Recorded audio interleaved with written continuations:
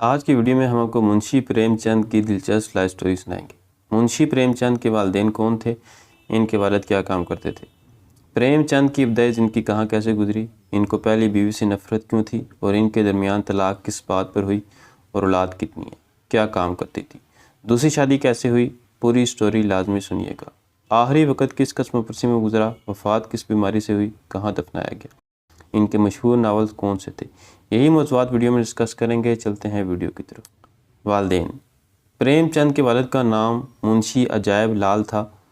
وہ کائست برادری سے تعلق رکھتے تھے۔ عجائب لال خود ڈاک خانے میں کلرک تھے۔ شروع میں تنخواہ بہت کم تھی، کچھ روایتوں کے مطابق مہینے کے صرف 10 سے 20 روپے، بعد میں بڑھ کر 40 تک ہوگی۔ اس زمانے میں یہ رقم بھی خاندان چلانے کے لیے کافی نہیں تھی۔ یہاں یہ بات قابل ذکر ہے کہ وہ صرف سرکاری نوکر نہیں تھے بلکہ لوگوں کو خطوط لکھ کر بھی دیتے تھے۔ اس کے بدلے گاؤں والے انہیں دودھ، سبزی، گندم اور چاول دے دیا کرتے تھے۔ ابتدائی زندگی: منشی پریم چند 31 جولائی 1880 کو وارانسی کے قریب لمحی گاؤں میں پیدا ہوئے۔ اصل نام دھنپت رائے تھا۔ چچا پیار سے انہیں نواب رائے کہہ کر بلاتے تھے۔ جب صرف 7 سے 8 سال کے تھے تو ماں چل بسی۔ اس کے بعد دادی نے سنبھالا، مگر دادی بھی جلد انتقال کر گئی۔ والد نے دوسری شادی کر لی۔ ابتدائی تعلیم گاؤں کے مولوی سے حاصل کی، اردو اور فارسی سیکھی، بعد میں انگریزی بھی پڑھی۔ کتابیں ہی ان کا سب سے بڑا سہارا بن گئی، تنہائی میں وہی دوست بنی۔ پہلی شادی: سال 1895 کی بات ہے۔ پریم چند اس وقت صرف 15 سال کے تھے اور نہم جماعت میں پڑھا کرتے تھے۔ شادی ان کی مرضی کے خلاف زبردستی کرائی گئی۔ کچھ روایتوں کے مطابق یہ رشتہ ان کی سوتیلی ماں کے خاندان کی طرف سے ہوا تھا۔ لڑکی ایک زمیندار خاندان سے تھی اور پریم چند سے عمر میں بڑی تھی۔ دلچسپ بات یہ ہے کہ شادی سے پہلے پریم چند کافی خوش تھے۔ انہوں نے خود منڈپ کے لیے بانس کاٹے اور تیاریوں میں حصہ لیا۔ روایتی طریقے سے شادی ہوئی۔ دلہا نے دلہن کا چہرہ شادی کے بعد دیکھا۔ جب چہرہ دیکھا تو پریم چند نے خود بعد میں لکھا، عمر میں وہ مجھ سے زیادہ تھی۔ جب میں نے اس کی صورت دیکھی تو میرا خون سوکھ گیا۔ یعنی دلہن ان کی نظر میں خوبصورت نہیں تھی۔ مزید یہ کہ وہ جھگڑالو مزاج کی تھی۔ گھر آتے ہی سوتیلی ماں سے ان کے جھگڑے شروع ہو گئے۔ دونوں کا مزاج بالکل مختلف تھا۔ کچھ عرصے بعد بیوی اپنے میکے چلی گئی اور پھر کبھی واپس نہیں آئی۔ پریم چند نے انہیں واپس لانے کی کوئی خاص کوشش بھی نہیں کی۔ ایک جگہ انہوں نے لکھا کہ وہ ان کا چہرہ بھی نہیں دیکھنا چاہتے تھے۔ دوسری شادی: پہلی شادی ناکام ہونے کے بعد پریم چند نے فیصلہ کیا کہ اگر دوبارہ شادی کرنی ہے تو بیوہ سے کریں گے۔ ایک دن اخبار میں ایک اشتہار نظر آیا۔ منشی دیوی پرساد نے اپنی بیٹی کے لیے رشتہ مانگا تھا۔ لڑکی کی 11 سال کی عمر میں شادی ہوئی تھی اور صرف 3 مہینے بعد بیوہ ہو گئی تھی۔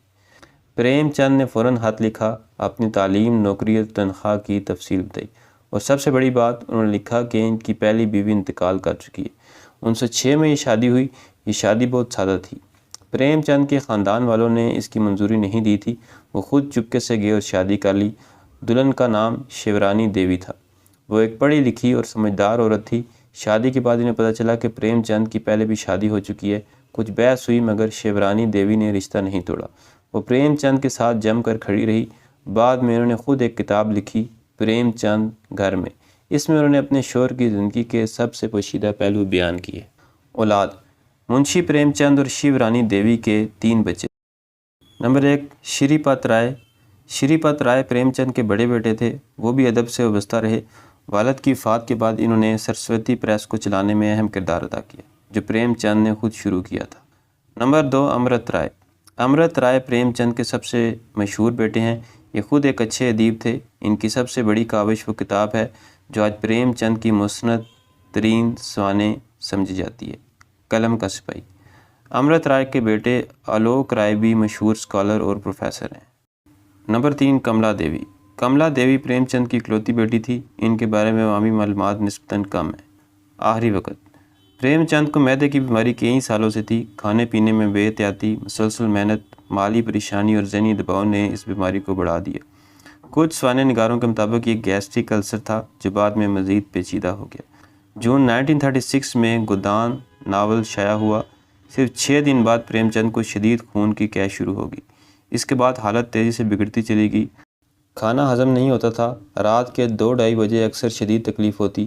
خون کی قے بار بار آتی۔ چلنا تقریباً ناممکن ہو گیا۔ لکھنؤ علاج کے لیے گئے۔ وہاں ٹیسٹ ہوئے، دوائیاں چلیں، مگر کوئی خاص فائدہ نہیں ہوا۔ ایک دوست سے انہوں نے صاف کہا میں نہیں بچ سکتا، اب مجھے بچوں کے درمیان مرنے دو۔ شیورانی دیوی رات دن ان کی تیمارداری کرتی رہی۔ پریم چند اکثر بیوی سے کہتے تھے ان کے پاس بیٹھی رہو، تمہارے ہوتے ہوئے ہمت آتی ہے۔ وفات 8 اکتوبر 1936 آخری صبح۔ وارانسی میں رات بھر حالت خراب رہی۔ صبح 7 سے 7:30 بجے کے درمیان انہیں بے ہوشی طاری ہوگی۔ شیورانی دیوی ان کے پاس بیٹھی تھی۔ جب انہوں نے دیکھا کہ حالت بہت خراب ہے تو وہ تیزی سے ان کے قریب گئی تاکہ صفائی وغیرہ کر سکے۔ اسی لمحے ان کے بھائی نے ان کا ہاتھ پکڑ لیا اور کہا بہن اب وہ نہیں رہے۔ شیورانی دیوی نے بعد میں لکھا کہ اس لمحے ان کا دل بیٹھ گیا، وہ چیخ پڑی اور پھر روتی ہوئی رہ گئی۔ خبر جیسے ہی پھیلی لوگ جمع ہو گئے۔